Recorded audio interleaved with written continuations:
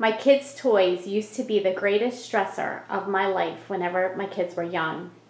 Their rooms were overwhelming. I hated the days we had to pick up their rooms because we had too much stuff and nowhere to put it all. I used to hate whenever they would have play dates because I was embarrassed for people to see my kids' bedrooms.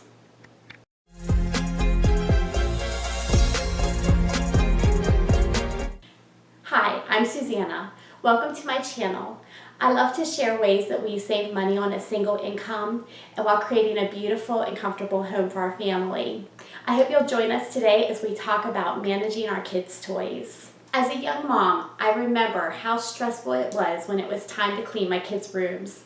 I was embarrassed to have their friends come over because the rooms were such a mess. Over the years, I've come to realize that if I felt overwhelmed by my kids' rooms, they definitely felt overwhelmed. There actually can be too much of a good thing. But because we were living on a single income and because we didn't have a lot of money, I hated to get rid of anything. I wanted to save everything because you never knew when we would need it, or I never knew what the next year would bring in. Maybe we wouldn't have as much the next year, so I never wanted to get anything away. I would keep hand-me-downs for my kids when they were 5. I would have things for when they were teenagers. And my house was overflowing with things. I think this is a problem many young moms have, trying to manage things, trying to organize our kids' rooms, trying to make it a place where they want to be. But often we can't because we have too much stuff. I remember the day I found Dana K. White at A Slob Comes Clean, and she talked about the container concept.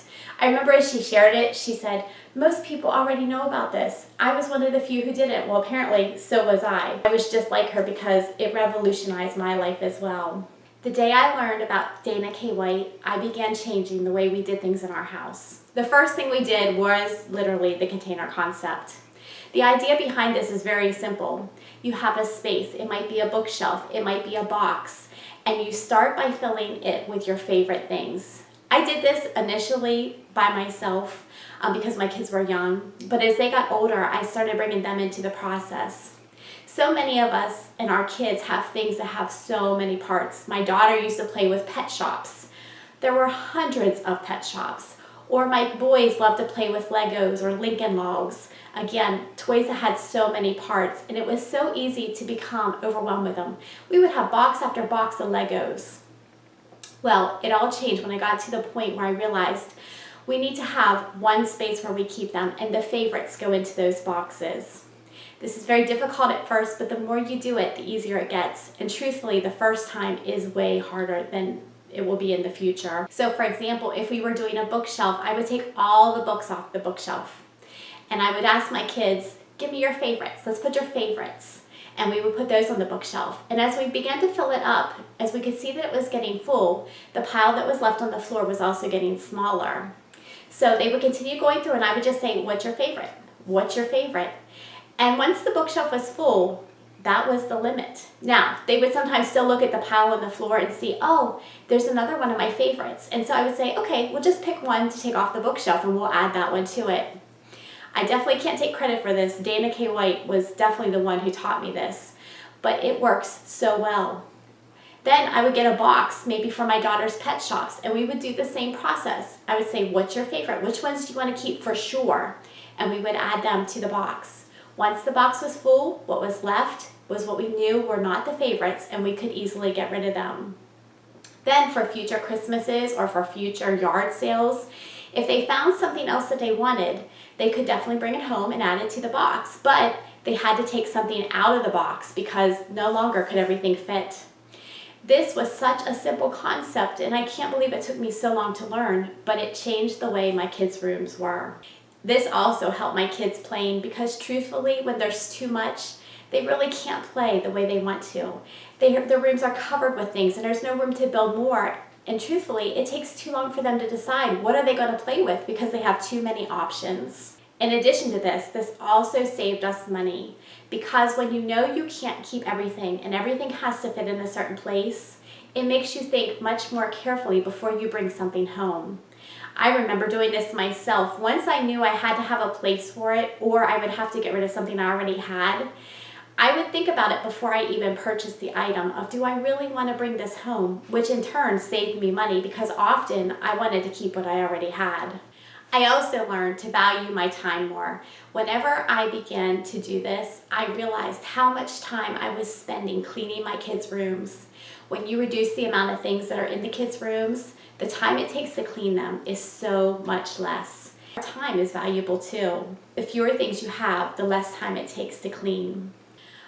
Another thing I learned for myself was that if I wasn't using something, I needed to get rid of it. I used to have so many decorations, even for my kids' rooms, things that were cute, things that I was holding on to. But I challenged myself that if I couldn't use it right now or within the next year, I would let it go. This was so freeing to me because truthfully, there were things I was holding on to, pictures, books that we really didn't love that I thought, well, maybe someday I'll bring it out. But really, if I wasn't willing to put it in the space right now, I probably wasn't going to use it later, and it wasn't worth taking up space in my storage areas. We all remember as kids, it was the summer days when we were bored that we usually came up with the greatest ideas. This is so true for our kids, but in today's day and age, our kids have everything they can imagine, and there really isn't any room left for their own imaginations. When we clean out their rooms and we get rid of some of their toys and donate some of their toys, we first of all are teaching them to have an imagination because they have to come up with their own things. My daughter used to love to play with American Girl dolls, and again, because we didn't have a huge budget back then for toys, she would come up with her own things. She would make little cell phones for them out of paper, or she would make them little shoes. I remember using fabric. So many great ideas because she didn't have everything already bought for her and laying there. The same was true with our sons. When they would be outside to play without all their little toys around them, the things they would come up with their imagination was just incredible and was such a blessing to see, and really are the things that they remember the most. We want our kids, when they look back on their childhood, to have happy memories of being with friends, of playing games, of imagining great stories and playing things, but whenever their rooms are so full with things, we really are taking that away from them. What we desire most for our kids is that they have a happy, carefree childhood. But when their rooms are so full of things that they really can't even manage them, we're creating the opposite for them. We're giving them a stressful life rather than what we most desire for them. I encourage you today, go to your kids' rooms, get some containers, and begin putting just their favorites inside. And teach them to let go of the others. It is difficult at first. Donating toys can be stressful for kids at times, and so it's also important that we talk about how this is not only helping them, but they can help other children who may not have as much. Even donating them to places like Goodwill or having a yard sale can bless other families. And for us, it also worked out great because our kids love to go with us to yard sales, and so they knew the joy that would come from getting another little boy or girl's old toys. And so they knew that when they were giving their old toys away, it was helping somebody else. Another trick that you can do is offer to buy back their toys. When my kids were little, I didn't have to pay them very much. It might just be a quarter for a thing or $5 for a box full of things. But that was very motivating to them and really helped them see that they would rather have the money than the toy anyways. And once they made that decision, it was easier to do the next time and the next time and the next time. Another thing that works great with kids is to rotate their toys. Rather than have all their toys out at once, keep maybe 3 or 4 things out. And then whenever they're done playing with those, put those away and bring 3 or 4 more things out of storage. This does require a little bit more management on the part of the parent, but it keeps their rooms looking so nice, and it also makes it so much easier for them to play. Another thing we would do is not allow them to bring out 5 different toys at one time. Just limit it to 1 or 2 things at a time, and they had to put that away before they brought out the next. And what about our kids' clothes? I had so many hand-me-downs, which was a great blessing, but it really was overwhelming. Kids really don't need that many clothes, especially when they're young. I would recommend 2 weeks worth of clothes. Even if you have to put a number on it, say you're going to keep 10 shirts, 10 pants, 10 shorts, and maybe 2 sweatshirts. Maybe keep 4 dress outfits for church. And then limit yourself in the same way that you encouraged your kids to do that. Pick out the favorites. Choose what you like the most. It is much less stressful for a kid to be able to open their drawers and be able to move things around without everything being so stuffed that they can't put their own clothes away. This not only is good for them, but it helps you as a mother as well because they can actually put away their own clothes if the drawers are not stuffed to overflowing. I personally like to make it a game. I think it's fun to set the timer and say, okay, we need to pick out our 10 favorites in a certain amount of time.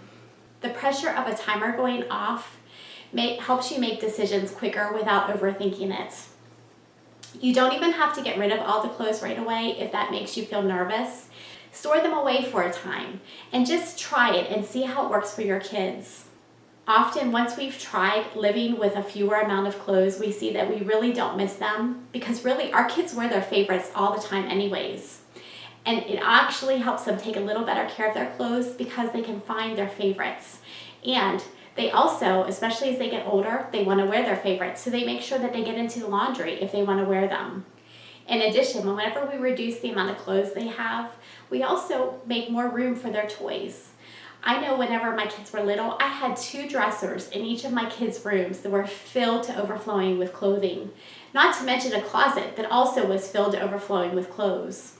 It kind of amazes me when I think that, considering that I barely bought anything new, we had so much.